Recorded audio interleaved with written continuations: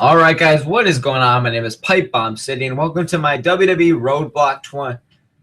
Oh, wait a second. We already had this pay-per-view this year. In case you don't remember, Roadblock happened in February. I think this is the first time in WWE history where we've had two of the same pay-per-view in 1 year. Oh, I'm sorry, though. This is Roadblock End of the Line. Completely fucking different, you know? Anyways, guys, this is Roadblock End of the Line 2016 predictions.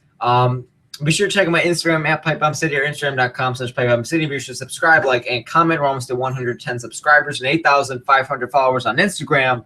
I appreciate it all very much. Thank you so very much, guys. I will be doing a live review watch along, my third one. Yes, my third one. The first two were great.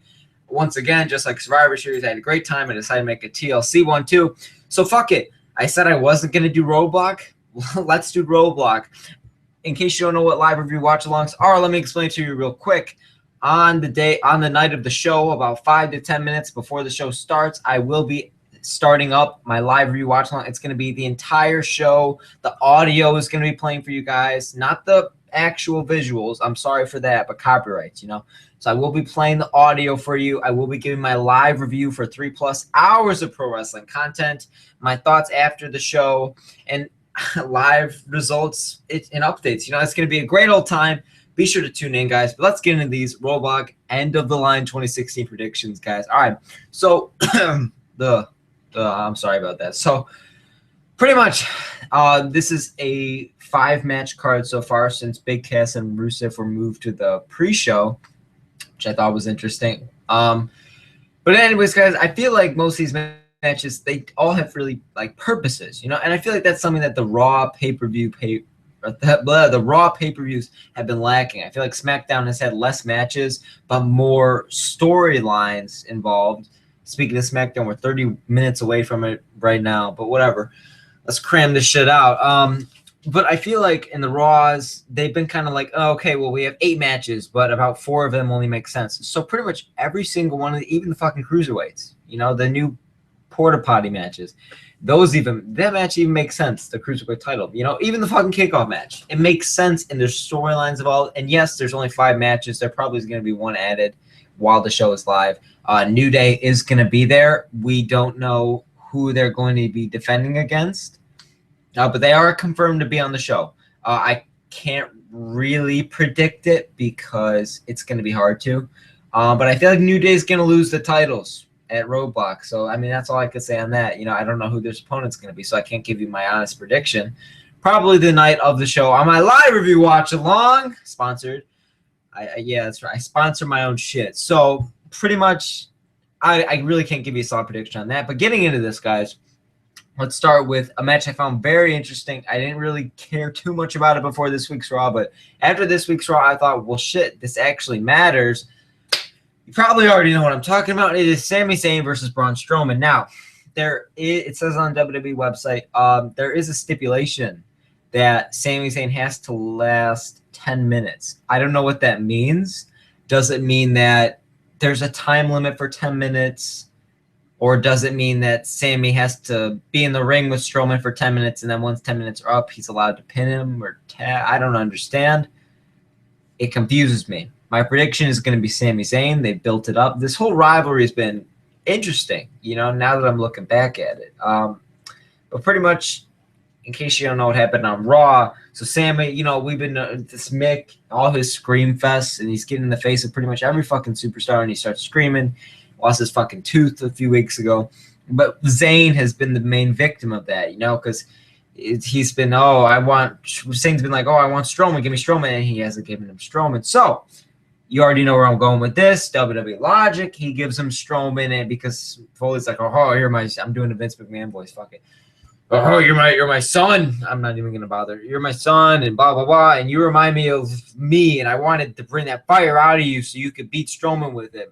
It's confusing how I'm telling you, but it is simple, you know. But you pretty much get the concept. If not, I don't know why you're here, because that means you have been watching wrestling.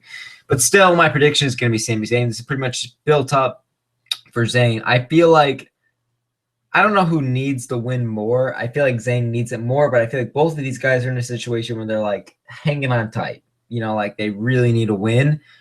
Strowman so he can legitimate himself. You know, he's been kind of like beating jobbers and not doing that much other than that Survivor Series match. And either way, he was the first one eliminated there. So he really, and I believe in Strowman. I keep saying Strowman. I believe in Strowman. You know, he's not on a Luke Harper level where big guys can do so much in the ring. But, Strowman I find entertaining in a different way other than the big, slowish Mark Henrys and big shows. And he's not like the big man who moves super fast like Cesaro and Luke Harper. I don't even know if you would count Cesaro in that league, but still, I find him entertaining in a different way. So I'm high on Strowman. Zayn, you know what, man? I like Zayn, but he's not in the top 15 for me of current guys. You know what I'm saying? Like, I like him, but he's not like, I wouldn't die for him. I'm not asking for a push. But again, he needs it. He really hasn't had that much of a great year. You know, he got injured and he came back and he had the rivalry with Owens, lost most of the matches, you know, didn't win any titles. So he's been lacking, you know. So this rivalry has meant a lot to him. So I think he's going to pick up the win. Moving on. To Seth Rollins and Chris Jericho. I really don't give a shit about this match. It is my least anticipated match. I feel like every time where there's like two main guys facing off for each other and it really matters, in this case, Reigns and Owens, and then the two guys on the side who are kind of like, all right, they're there and they're going to have a match because that makes sense. So this is the case with Rollins and Jericho. It's pretty much that these guys were just on the side of Reigns and Owens, and Reigns and Owens is the real thing that matters, and that this one really doesn't. You know, I really can't get behind this match. My prediction is going to be Seth Rollins, even though I would love for Chris Jericho to win. Wouldn't everybody just love to have fucking Chris Jericho win the Royal Rumble? Honestly, dude, if Chris Jericho won the Royal Rumble and he goes on to face Owens, his former best friend now, at WrestleMania, I mean, honestly, for the Universal title, wouldn't that be great? Like, and then like maybe it could be like career versus title for Jericho. Jericho wins the Rumble, and then he goes on to face Owens, and then they could have their match for the Universal title. It'd be great, a great ending to Chris Jericho's career. Like, you get what I'm saying. But again, I hope Jericho wins. I don't think he will though, so I'm gonna go with Rollins again. It might be an okay match, but their styles are similar. But I feel like they just won't make it work. So I'm not really anticipating this match. And the rivalry itself between these two hasn't been that great. So it's been an average. You know what I'm saying? So predictions, Rollins. Moving on to a cruiserweight match that I'm actually anticipating. And surprisingly, it doesn't involve Cedric Alexander because he's the only cruiserweight I care about. I don't give a fuck about these three guys. TJ Perkins is bland, and I hate that video game gimmick. Brian Kendrick. It's hard for me to get behind guys who have appeared in the past and now they're coming back. It's hard for me to get behind those kinds of guys. And then Rich Swann, I'm just not a fan of him in the ring. I'm not a fan of the theme and the dancing shit. I just don't like it. You know what I'm saying? So it's interesting, but I am looking forward to this match, even though the cruiserweights are about as stale as a hard piece of bread or your mom. Haha. But pretty much it's just they're so stale and they're so like, I don't know how to describe it, but it's hard for me to get behind any of these gimmicks except for Cedric Alexander. You know what I'm saying? Like, there's really no personality. I feel like the cruiserweight should have their own show. I repeat, not after SmackDown Live happens every single. In fact, it's tonight. I believe it's after tonight's SmackDown Live, which again, the crowd was tired, and I feel like it's the stupidest shit. They should have it in like an NXT arena. And it could be like an hour and a half or 2 hour long show just with the cruiserweights. And it could be produced like NXT is. And it could be 205 Live, but I feel like doing after fucking SmackDown Live. And even then, when they're not doing the 205 Live, they're getting a match or two with about a total of 20 minutes between both of those matches of screen time on Raw. It doesn't fucking mean anything. And I feel like there is no characters there. Even if there is, it's like, these guys have such potential. I wish the cruiserweight division would just go away, and then they could have like real gimmicks, and they could face like the roster. Like, would I rather see Rich Swann versus Kevin Owens or Kevin Owens versus Roman Reigns?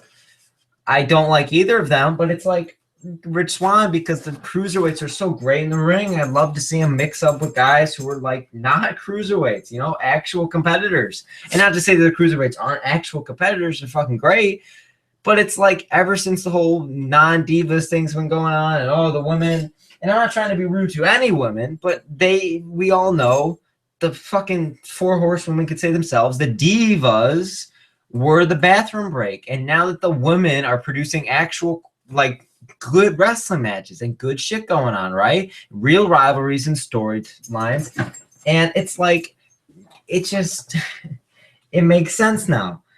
So now this is the new bathroom break. Hell, it happens the same times as the divas did. These cruiserweights, man, in the crowd, maybe there would be no need to get rid of the cruiserweight division and shit, and like add 205 lives and shit if the crowd just bought into it. But nobody in the crowd gives a shit whenever these cruiserweight matches are on. Like, the crowd is not into it at all, and it's strange. I feel like they'd be excited for it, but when you get and you change the whole fucking scenery of everything, you had the purple ass ropes and the dumb Titantrons and this stupid shit, you know what I'm saying? Like, the Cruiserweight Classic was great. I loved all that stuff, and they had all their own custom stuff. But when you have it on Raw, it doesn't feel like Raw. It just feels like a bathroom break. You know what I'm saying? So that's just my little rant on the Cruiserweight division. I just feel like it should be so much better.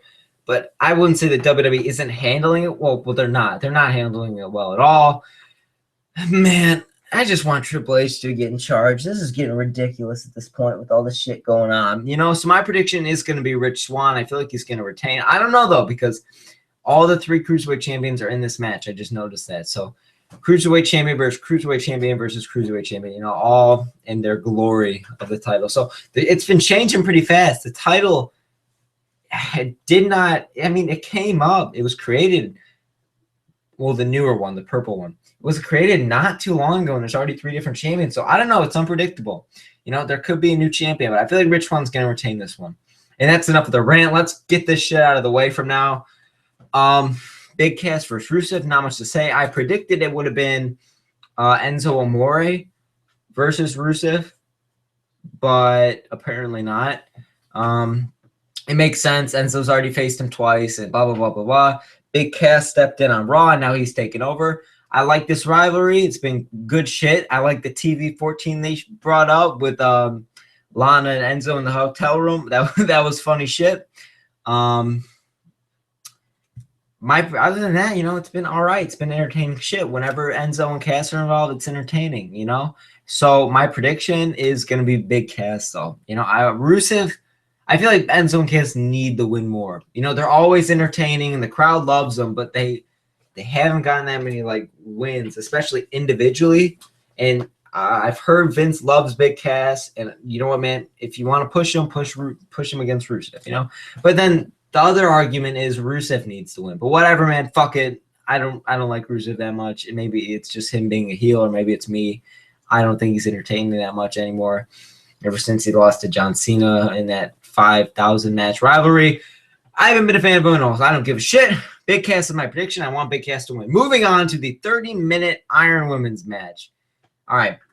This is the second Iron Women's match in history. I don't like calling Iron Women's, man. I'll just call it what they called it in NXT. Iron Man match. That's what they fucking called it in NXT, all right? That's what I'm calling it on the fucking main roster. The Iron Man match between Sasha Banks and Charlotte Flair. I don't like calling her Charlotte Flair, man. It's weird. It's like as soon as, like, Charlotte debuted, they were like, oh, she's going to be compared to Ric Flair. And then she proved everybody fucking wrong. She became her own person. Wow, this Charlotte's amazing. She got rid of Ric Flair. She's her own character. And then now they add the Flair last name. I don't get the logic behind that. Maybe that's the whole purpose. Now that she's a somebody, she deserves to be a Flair. But it's like, whatever. Yeah, I don't even give a shit. I'm arguing about nothing. Whatever. Charlotte Flair versus Sasha Banks, 30 minutes. Now, the one between Bayley and Sasha at NXT, it was good shit. I found it very entertaining. I didn't like the fact that they spent a minute and 30 seconds just circling around each other while the crowd was like, ooh, ah. But the match itself at NXT was great. This is the second ever in history. This is the end, or they say it's the end between Charlotte and Sasha. Man, this rivalry has been going on ever since fucking WrestleMania. It's just been going on for so damn long. I'm sick of it. You know, these girls, they have great connection in the ring. They're both fantastic. I don't really like Sasha at all. She's just, her gimmick now. She went from the boss. She isn't the boss anymore. She's like, ooh, I'm woman. Yeah, it's just so annoying to me, man. So pretty much, I'm looking forward to the match. It's going to be great. Hopefully, this is the end of the line.